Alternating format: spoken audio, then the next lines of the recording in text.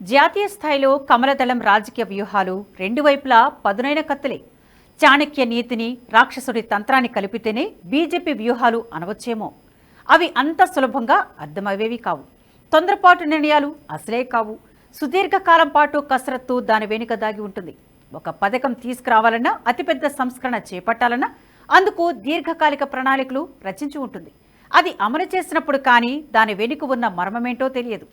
కాశ్మీర్లో ఆర్టికల్ 370ని తొలగించడానికి 2014 నుంచే ప్రణాళికలు రచించి 2019లో పూర్తి చేసింది.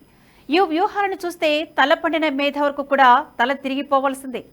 పరిపాలనా సంస్కరణలో మోదీ అనుసరించిన వ్యూహాలని, సిద్ధాంతాలను అమలు చేయడంలో యోగి చేసి చూపుతున్నారు. అయితే ఇందులో కొంత మార్పు ఉంది. ప్రభుత్వ సంస్కరణలో గోప్యం ఉంటుంది. అవి అమలైనప్పుడు తప్ప దీని గురించి ప్రజలకు తెలియదు. కానీ యోగి స్టైల్ వేరు. తాను ఏం చేయగలరో, ఏం చేస్తారో ముందే ఒక అంచనా ఉంటుంది. అల్లర్లు, గూండాలు, మతోన్మాదులను ఎలా అణిచివేయాలో చేసి చూపుతున్నారు. బుల్డోజర్ యాక్షన్ నుంచి మొదలు పెడితే మహాకుంభమేళ వరకు యోగి యాక్షన్ ప్లాన్ చూసుకుంటే మదమెక్కిన మతోన్మాదులను ఎలా అణిచివేయాలో చేసి చూపుతున్నారు. రాళ్లు రువ్వేవారిని, వక్ఫ్ పేరిట అక్రమంగా ఆస్తులను లాగేసుకునే వారిని, లా అండ్ ఆర్డర్కు భంగం కలిగించేవారిని ఎలా అణిచివేయాలన్న దానిపై దేశానికి యోగి ఒక దిక్చూచిలా నిలుస్తున్నారు. అదేలాగో చూద్దాం. లా అండ్ ఆర్డర్ను ఎలా కంట్రోల్ చేయాలన్నది యోగికి బాగా తెలుసు. ఏ రాష్ట్ర ప్రభుత్వమైనా లా అండ్ ఆర్డర్లు విఫలమైతే పాలన సాగదు, స్తంభించిపోతుంది.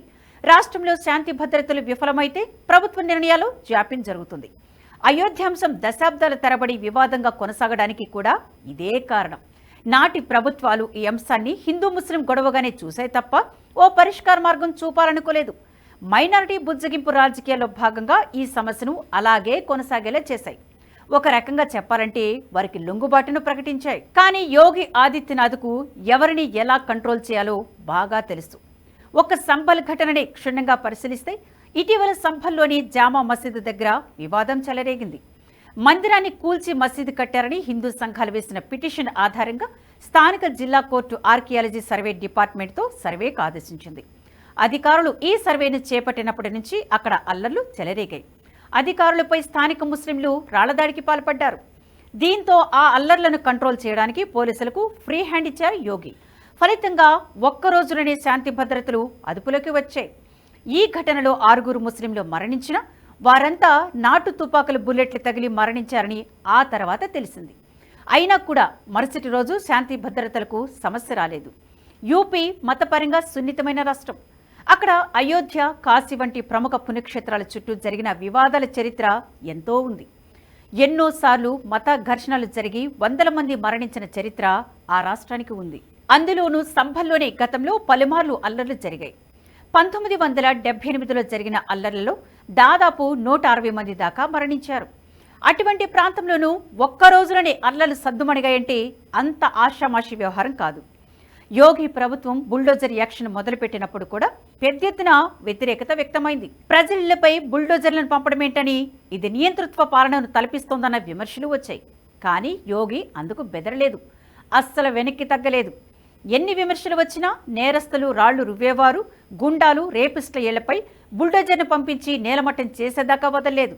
అయితే మొదట్లో దీనిపై వ్యతిరేకత వ్యక్తమైన చివరికి యోగే మోడలే సరైందని నిరూపితమైంది. అటువంటి వారికి బుల్డోజర్ యాక్షనే సరైందనే సమర్థన వచ్చింది. గూండాలను ఎక్కడికక్కడ అణిచివేశారు. ఫలితంగా యూపీ వంటి అతిపెద్ద రాష్ట్రం, అందులోనూ సున్నితమైన రాష్ట్రంలో శాంతి భద్రతలు చాలా వరకు అదుపులోకి వచ్చాయి. అయోధ్య తీర్పు వచ్చినప్పుడు కూడా రాష్ట్రంలో ఒక్క ఘటన జరగకపోవడంతో యోగి ప్రభావమేంటో అందరికీ అర్థమైంది. ఇక పురాతన దేవాలయాలను పునరుద్ధరించడంలోనూ యోగి ప్రభుత్వం అస్సలు వెనక్కి తగ్గడం లేదు. ఒక్క సంభల్లోనే 10ల కొద్దీ దేవాలయాలను వెలికితీశారు. ఇన్నాళ్లు కాలగర్భంలో కలిసిపోయిన ఆలయాలను, ముస్లింలు అధికంగా నివసించే ప్రాంతాల్లో ఆక్రమణకు గురైన ఆలయాలను అధికారులతో తిరిగి తెరిపించారు. ఆలయాలను ఆక్రమించి కట్టిన కట్టడాలన్నింటినీ కూలదోయాలని ఆదేశించారు. ఈ ఆలయాల వెలికితీతను విపక్షాలు వ్యతిరేకిస్తూ ఉంటే దీనిపై యోగి దిమ్మదిరిగే సమాధానాన్నిచ్చారు. కేసెస్ లైక్ సంభల్ ఏ వుండ్ నీడింగ్ సర్జరీ అంటూ తన స్టాండ్ ఏంటో తేల్చి చెప్పారు. అంటే సంభల్ వంటి అంశాలు రాష్ట్రంలో చాలా ఉన్నాయని, దీనంతటికీ శస్త్రచికిత్స చేయాల్సిందే అని చెప్పారు. ఈ ఒక్క స్టేట్మెంట్తోనే యోగి స్టాండ్ ఏంటో అర్థమవుతుంది. ఇక వక్ఫ్ బోర్డు విషయానికి వస్తే మరికొద్ది రోజుల్లో మొదలవనున్న మహాకుంభమేళపై కొంతమంది ముస్లిం మౌల్వీలు వక్ఫ్ పేరిట వివాదాన్ని సృష్టించేందుకు ప్రయత్నాలు మొదలుపెట్టారు. కుంభమేళా జరగనున్న ప్రాంతంలో 54 బిఘాల భూమి వక్ఫ్కు చెందిందని అఖిల భారత ముస్లిం జమాత్ అధ్యక్షుడు మౌలానా షహబుద్దీన్ రజ్వీ బరేల్వీ అన్నారు. ముస్లింలు చాలా ఉదార స్వభావం కలవారని, అందుకే వారి ప్రాంతంలో హిందూ కార్యక్రమాలకు అనుమతిస్తున్నారని చెప్పారు. దీంతో ఇది కాస్త వివాదంగా మారింది. నిజానికి ఆ ప్రాంతం వక్ఫ్కు చెందింది అనడానికి ఎటువంటి ఆధారాలు లేవు. ఉన్నదంతా కేవలం ఆరోపణలు మాత్రమే. వక్ఫ్ బోర్డుకున్న అపరిమిత అధికారాల వల్లే ఈ వ్యాఖ్యలు చేశారు బరేల్వీ.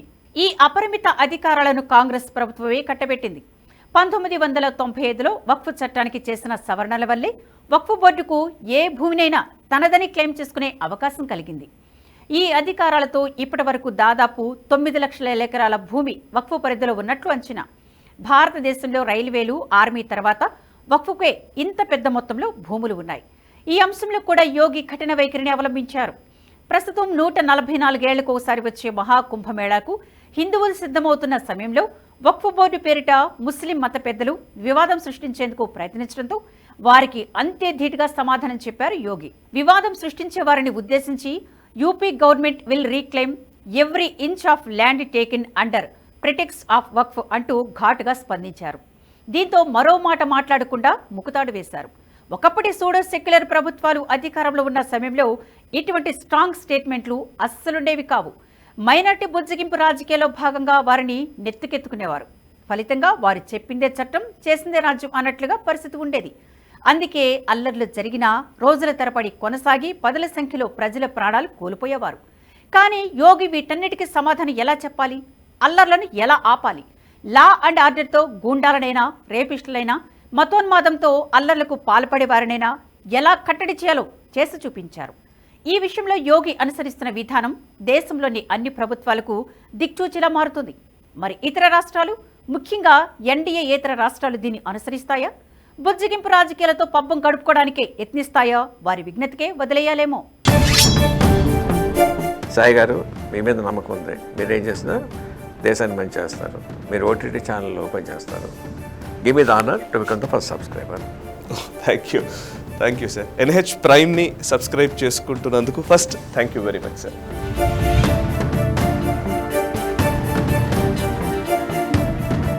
ఈ వీడియో మీకు నచ్చినట్టయితే లైక్ చేయండి, 10 మందికి షేర్ చేయండి. అలాగే కామెంట్ల రూపంలో మీ అభిప్రాయాలను మాతో పంచుకోండి. Nationalist hub group of channels ను సబ్స్క్రైబ్ చేసుకుని తెలుగునాట జాతీయవాద జర్నలిజాన్ని ప్రోత్సహించండి. ఈ వీడియో కింద ఉన్న బెల్ ఐకాన్ పై క్లిక్ చేయడం మర్చిపోవద్దు.